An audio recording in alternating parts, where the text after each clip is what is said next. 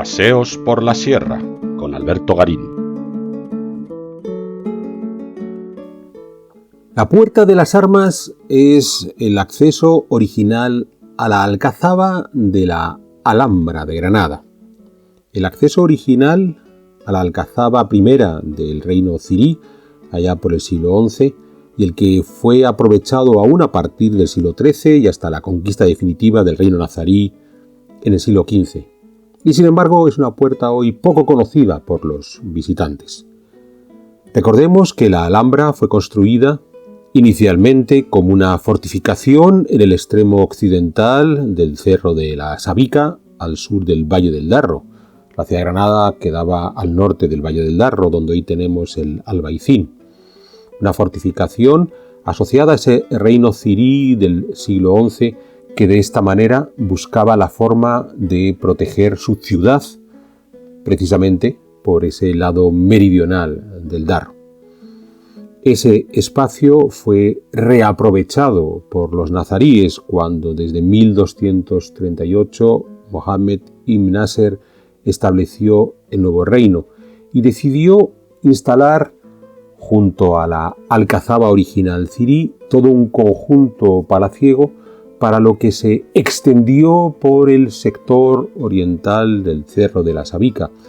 al que dotó de una muralla propia, de una muralla urbana propia, más allá de que a la Alcazaba original cirí le creó nuevos elementos poliorcéticos, que es cuando se consolidó la Puerta de Armas tal como la vemos hoy. Ya había existido un acceso previo, pero ese acceso va a ser reformado en estos comienzos del siglo XIII. Cuando estamos observando la Alcazaba, tenemos un gran torreón, la Torre de las Velas, muy conocida.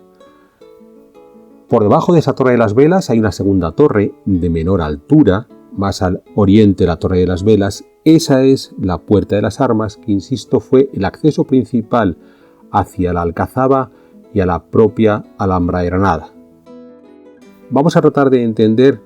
cómo funcionaba ese acceso principal, una combinación de estructura militar, pero también de prestigio político. Recordemos, como estamos diciendo, esta Puerta de las Armas miraba hacia el Cerro del Albaicín. Desde el Albaicín había que descender hacia el río Darro, cruzar por alguno de sus puentes y remontar por esta ladera norte del Cerro de la Sabica, buscando llegar hacia esa Puerta de las Armas, que era no el único acceso que había a la Alhambra. Existía un segundo acceso, la Puerta del Arrabal, conocido hoy como la Puerta del Vino, y que en la actualidad se encuentra completamente ajena al entramado de murallas de la Alhambra, pero este era el acceso principal. Un acceso además muy llamativo porque, como podemos ver, más allá de que cuenta empotrado contra él un balcón, que veremos ahora cómo se produce su acceso, que permitía una protección vertical añadida a cualquier enemigo que se acercara a esta entrada. Ya digo, un acceso que está claramente definido por un elemento estructural muy llamativo, que es un arco túmido, un arco de herradura apuntado, y que cuenta con una moldura angrelada a modo de arquivolta exterior. Interesante porque hemos de pensar que cuando los reyes cristianos de comienzos del siglo XIV, Alfonso XI y más tarde su hijo Pedro I, se apunten estas modas andalusíes, el primer elemento que van a incorporar, importado directamente de este mundo nazarí, son estos arcos túmidos, estos arcos de herradura apuntados que ya encontramos en algunas construcciones de Alfonso XI. Les invito a echar un vistazo a los vídeos que hemos hecho sobre la Puebla de Alcocer, y que demuestran cómo, claro, si la primera imagen que un embajador cristiano tenía del reino nazarí era acceder al ámbito palaciego de la Alhambra a través de esta puerta, esa imagen es ese arco túmido, de modo que no tiene que sorprendernos que eso se convirtiera en el primer guiño de ese arte mudéjar que tanto gustó a Alfonso XI y a Pedro I durante la primera mitad del siglo XIV. Pues bien, se ingresaba a través de esta puerta y a partir de aquí tenemos una estructura poliorcética, una estructura defensiva muy interesante a base de giros en 90 grados, las llamadas puertas en L, que en el caso de esta llega a ser casi una puerta en S, porque hay un primer giro de 90 grados, un largo pasillo y un segundo giro de 90 grados para ya acceder al área de las murallas de la Alcazaba. Pero en este espacio, en estos dos giros sucesivos, como digo, hay un primer giro, un largo pasillo cubierto por una bóveda de cañón apuntada de ladrillo, que a su vez ha sido decorada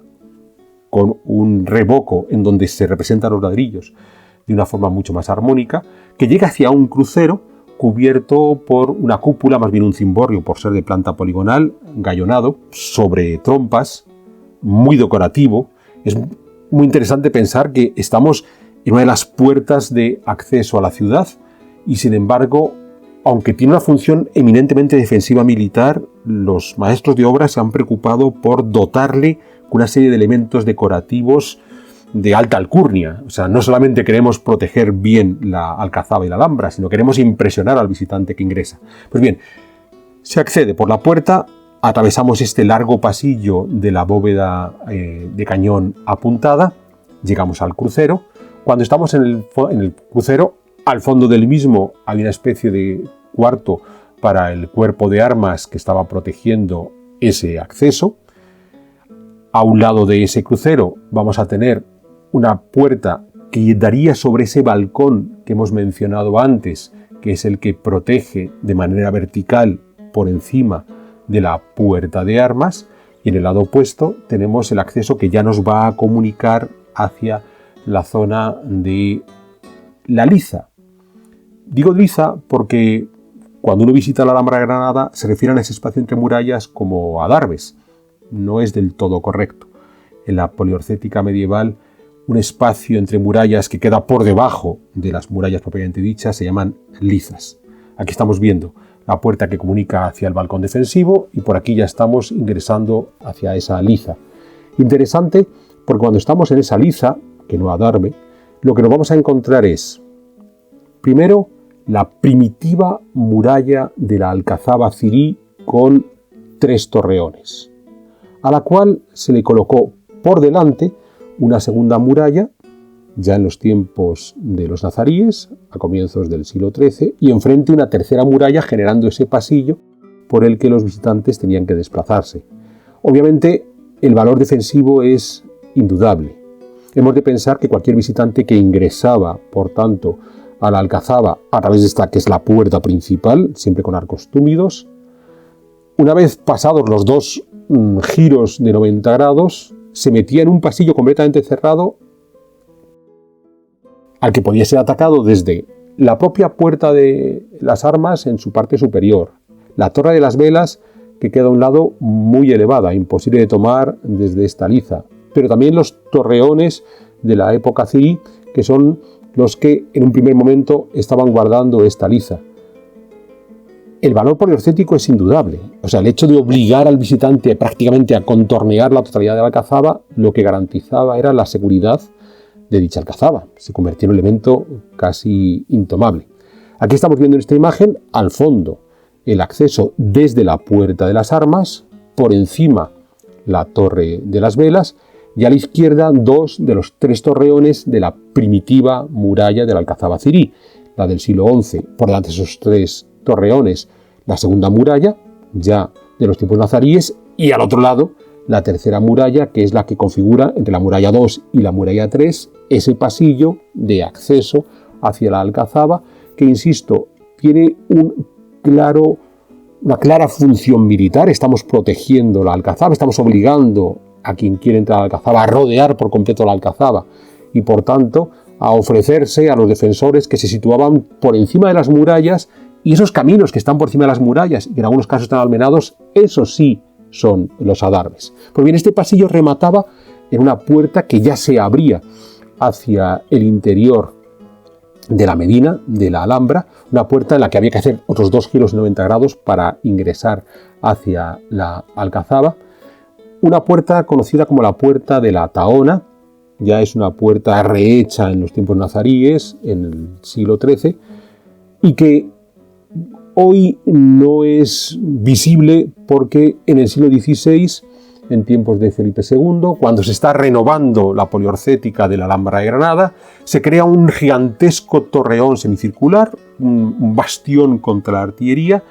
que se situó por encima de esa puerta de la Tahona. Y hemos podido recuperar la puerta de la Tahona en el momento que restauradores y arqueólogos han agujereado ese bastión contra artillería del siglo XVI, y en el corazón de ese torreón semicircular hemos podido encontrarnos esa puerta de la Tahona, ya digo, más tardía, siglo XIII o XIV, ya con un arco de herradura simple, ya no son los arcos túmidos que estábamos viendo antes. Esa puerta de la Tahona, como decía antes, ya daba acceso a la medina de la ciudad. En la actualidad ha llamado Patio de Machuca porque es una gran explanada que habilitó Pedro Machuca a partir de 1526, asociado a la construcción del Palacio de Carlos V,